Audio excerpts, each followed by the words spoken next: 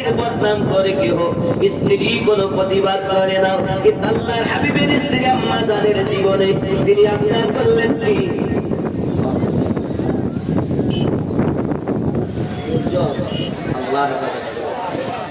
আব্বা আমার আকাশ বাতাস শুরু হয়েছে, প্যান্ডেলের অবস্থা খুব ভালো না, যাই হোক মহাব্বতে জিকির লা ইলাহা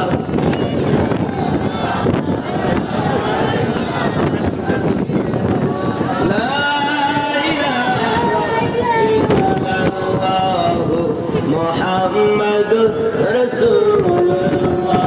আল্লাহ আল্লাহ আল্লাহু লা ইল্লাহু আল্লাহ আল্লাহ।